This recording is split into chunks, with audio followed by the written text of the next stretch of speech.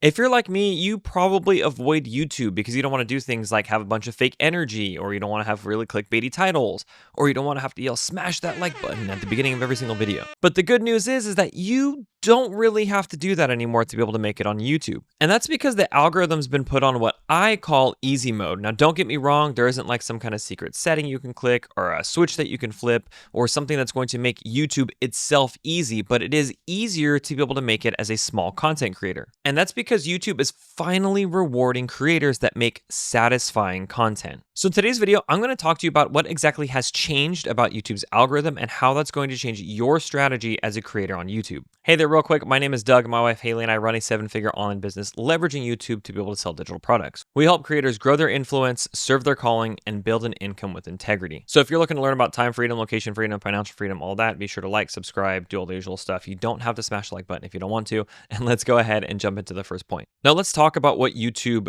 was or what it used to be. I come from a background of search engine optimization. I love algorithms. I love studying algorithms. That was my job. I worked for a marketing agency working with clients like Toyota and Home Depot and a lot of other really big names.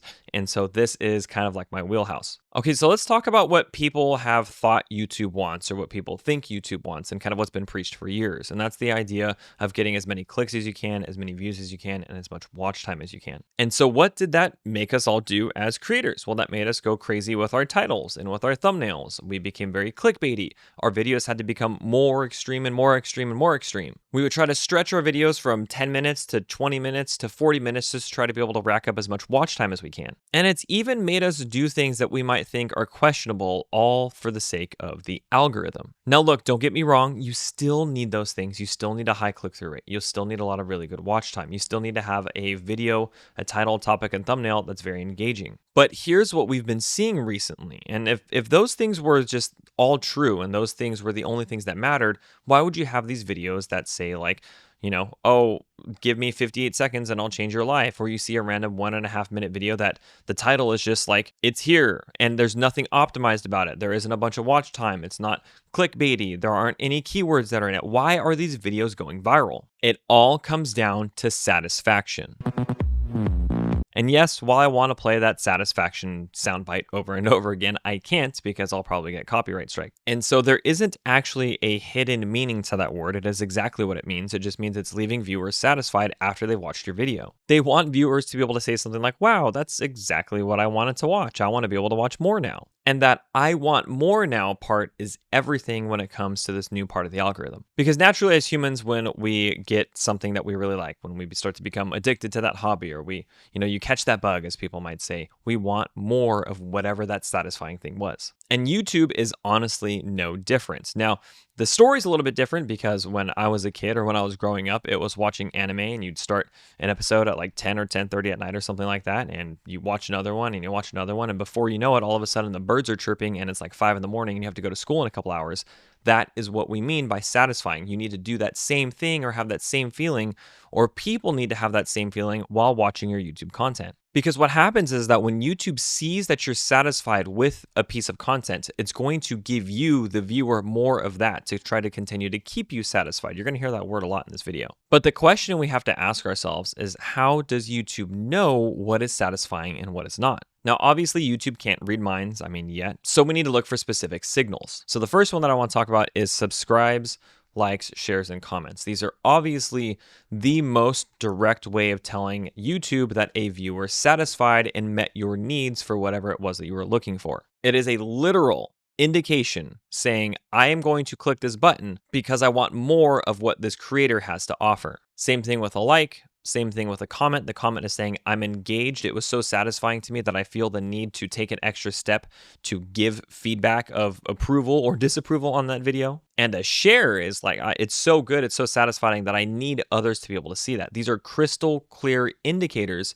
of a video satisfying someone's needs. Now, while those first signals were a much more direct indicator of something that is satisfying, these next couple of signals are going to be things that are a little bit less direct. Okay, so the second thing that I want to be able to talk about is binge watching. Now, if a viewer watches one of your videos and they watch the whole thing and then they click on another one of your videos, that's satisfaction. It tells the algorithm, hey, this creator has created something that is so good, it makes people want to watch more of exactly what they have to offer. So we should start showing more of that content. Now, binge watching is something that happens when you think about the user's journey or when you think about their content journey. When you ask yourself, like, what is their mission for being online today? What is it that they're trying to solve at that point? What kind of transformation are they trying to make happen? When you can understand what the user is doing online and then you can break down what they're looking for into multiple steps, that's how you create binge-worthy content. Haley on her channel likes to call it episodic content. It's like, you're jumping onto Netflix and you have to binge watch everything that happens because you have to know what's going to happen next in the next episode and how it's going to happen in the next episode.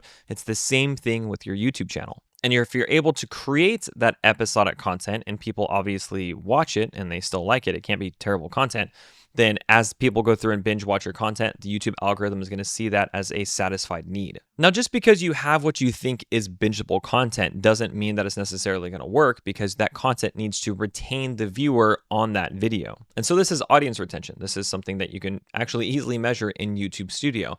But why is audience retention and retention in general different than watch time? When we look at watch time as a metric, it is literally just sheer minutes watched. Now, retention is inherently different because it measures how much of your video did someone watch. Let me try to put this into numbers, okay? And so if a viewer watches 5 minutes of a 7-minute video, that's about a 70% retention. It means they stayed for 70% of the video. Now, if another viewer watches 10 minutes of a 50-minute video, that's roughly 20% retention. So when you look at it and you compare them next to each other, even though the second video has double the amount of watch time, the first one appears to be more satisfying, okay, because it actually kept the viewer on the video for a longer percentage of the video. Basically, they're sticking around for more of what you made, and they're not just kind of hopping from video to video, or they're just sticking around for the first part of it, and the first part of the video just happens to be longer than an average video. This is why things like average percentage viewed or retention graphs are so extremely important, because you can actually see how much of your video is satisfying to the user. Now, don't try to twist my words either, okay? Watch time is still extremely important. Overall watch time is still almost, in my opinion, king, but satisfaction is one of those things that's going to help YouTube understand if we should give these videos a chance or not. So while you look at watch time and you look at a video that's 6 hours long and people watch 30 minutes of it, it's cool that that video got 30 minutes of watch time, but you still have to look at that in context of how the overall video performed. Now, the last thing that I want to be able to talk about before we go into talking about the actual action steps you could take to increase your satisfaction is direct feedback. Now, direct feedback comes in this weird form of a survey. And the survey will literally ask viewers, hey, what did you think about that video? And you can leave a 1 to 5 star review. And you can even check these little boxes that kind of describe how you felt about the video. So coming from a relatively small creator, relatively small channel here, if you do see that type of feedback on a video, be sure to leave honest and good feedback, because that's going to inherently help or not help that video be pushed out to different people. And of course, to kind of wrap this little section up, dissatisfaction works in the opposite way. If somebody clicks on a video and then they bounce right away, or if they click on a video and then click on something that is completely different or irrelevant, YouTube is going to think that video wasn't satisfying for that user in that moment, or for the reason that we thought, or for the keyword that we thought. So we're going to stop showing that video as much for that keyword or for those types of viewers. Now, why does all of this matter? Why does this entire idea of satisfaction actually matter to YouTube? It's pretty simple when you think about it from a business perspective. They want people to enjoy your content and not just click it and bounce, because they want more ads, and you want people to enjoy your content so you can grow your channel and so you can sell more of your product, which, by the way, hopefully you are selling your own digital product. And if you aren't, you should definitely check out the masterclass down in the description below that walks you through exactly how you can do that and exactly how my wife and I do that. And I've built a 7-figure business doing just that. But anyways, I digress. Let's jump into how you can increase satisfaction for your own content. Now, there's a lot of ways that you can try to slice and dice this, and a lot of other creators have already sliced and diced this, but I'm going to break it down for you in 5 different ways. The first one, in my opinion, is the most important, but you need to know exactly who you're making content for. YouTube is literally trying to create an algorithm that is going to anticipate what type of content people want to watch. So you yourself have to anticipate what type of content you're creating that people want to watch. So if you try to make content for everybody, obviously you're going to satisfy no one. You need to speak directly to your people. Think about who actually cares about your message. Think about who's going to watch your content and say, finally, someone gets how I feel about this. So in order to do this, and this is what we tell all of our students, you have to pick a very specific person with a very specific problem. So for instance, let's talk about somebody that's very specific with a very specific problem.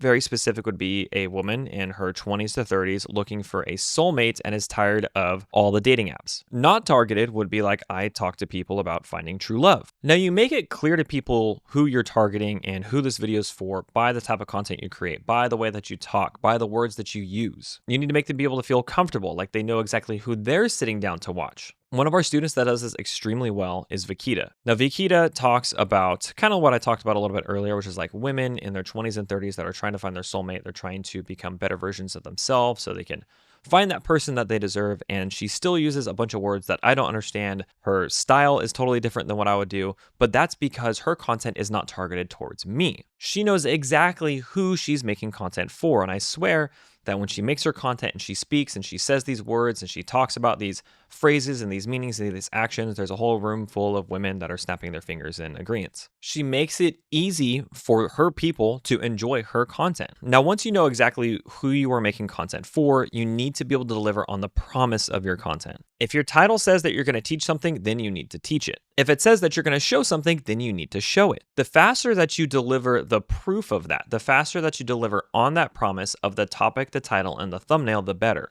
And the more often you deliver that proof, the more that people are going to be willing to try to trust you, to watch more of that video, to see if they're satisfied or not. Because satisfaction or dissatisfaction can happen within the first few seconds of a video. You don't have to like entirely front load the entire thing and just have like a 2-minute video that is just speaking, you know, everything that you want to be able to say in your video. You could still storytell. You can still lead with anticipation and excitement, but you need to at least deliver on that title and thumbnail click. You need to deliver on the promise of the click that viewer gave you. Now, our student Kiri here is a prime example of this in her video.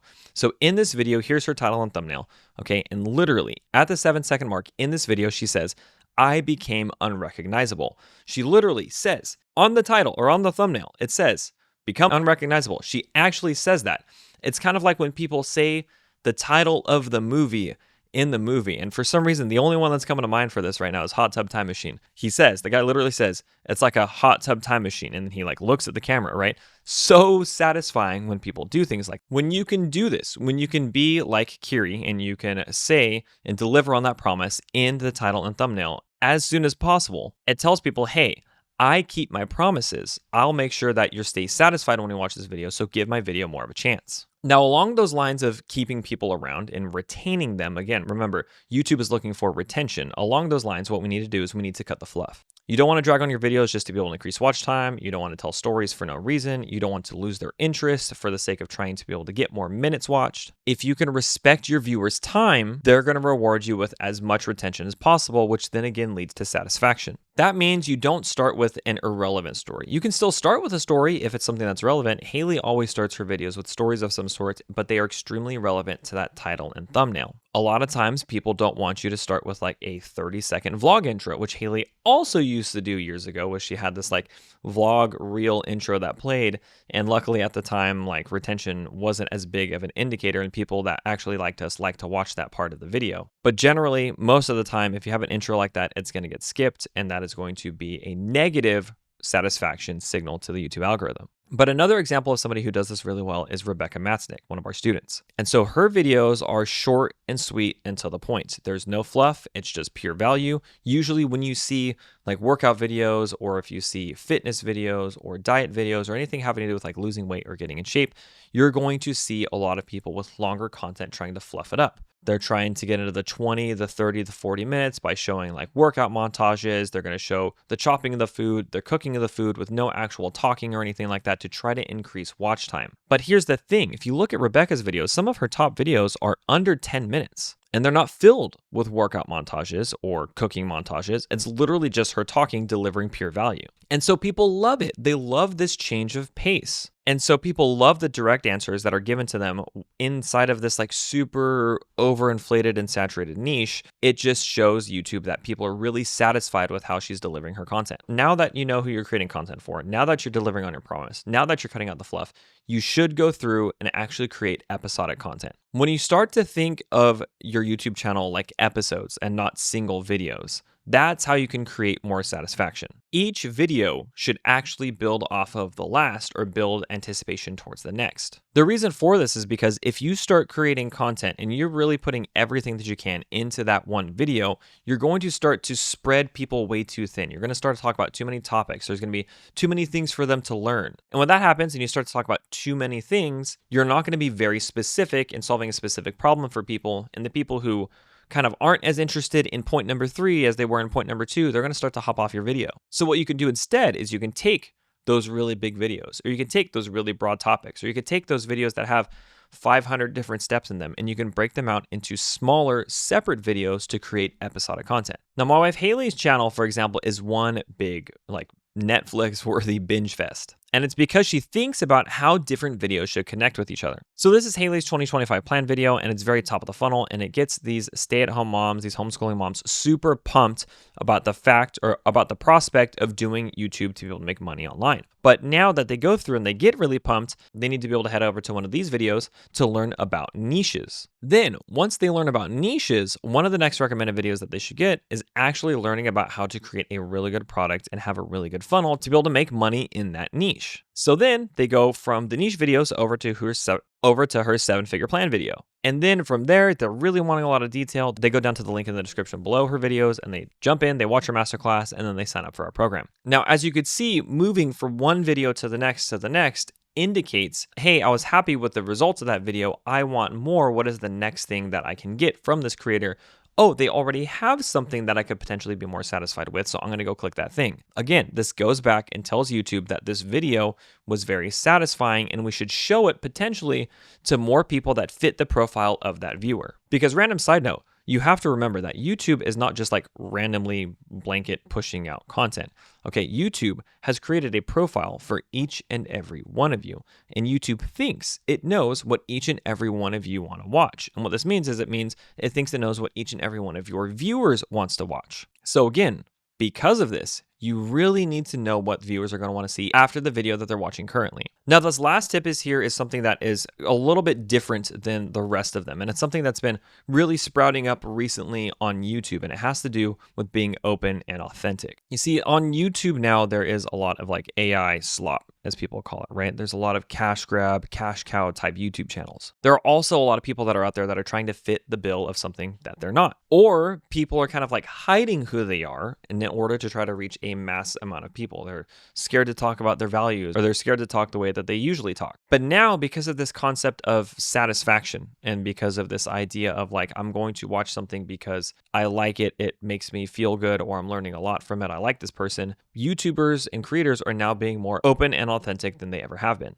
People nowadays are drawn to real people in like a sea of just more creators than ever and more channels than ever, more faceless channels than ever. People want to connect with real people. It's really funny and kind of ironic because when people want to connect more with people, they jump onto a social media app rather than like walking outside down the street and talking to the neighbors or something. But again, I digress. People want to see real people on YouTube. So you want to share your values. You want to share your beliefs. You want to talk about your mistakes, the lessons that you've learned, the wins that you've had, the losses that you've experienced. You need to let people know who you are. The stronger the connection that you can have with somebody, the higher potential satisfaction. And that's because they're not just watching the content for the content's sake anymore, they're watching content for you. Now, one of our students, Ashley Buffet, is probably the most authentic when it comes to the homeschool industry and the homeschool niche. And that's because she gets comments constantly like this. So like on this video, get up homeschool mama, we're locked in for the rest of the year, which is so funny. She gets a comment here that I think is hilarious. And it says, I come here weekly to get quote unquote yelled at. Keeps me in line and on top of things. Thank you.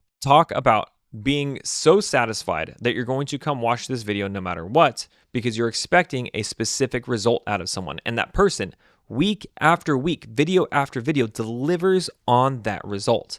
That is why Ashley, while she has a smaller channel, has gone from like 7,000 or 8,000 subscribers to almost 16,000 subscribers now, and she's made thousands of dollars selling her course. It all comes down to people being satisfied with how authentic she is and how open she is. And you guys can go watch it, but she literally says like in her channel description, this channel is not for everyone, right? The way I teach homeschool is open and authentic to me and myself. And so I want the people who are like me.